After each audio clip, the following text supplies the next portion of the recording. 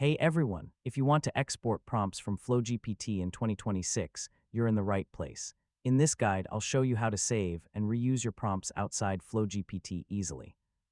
First, exporting prompts helps you keep backups, reuse prompts in ChatGPT, and share them with others. Start by opening FlowGPT in your browser and logging into your account. Navigate to your profile or saved prompts section where all your favorite prompts are stored. Click on the prompt you want to export to view its full content. Now simply highlight and copy the prompt text or use the copy button if available. Paste the prompt into a document like Notepad, Google Docs, or any text editor. Organize your prompts by categories like writing, coding, or marketing for easier access later. For safety, store your exported prompts in cloud storage like Google Drive or OneDrive. For better organization, name each prompt clearly and add notes about how to use it. A common mistake is copying prompts without labeling them, which makes them hard to find later. And that's it.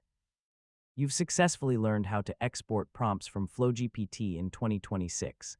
Thanks for watching, and I'll see you in the next tutorial.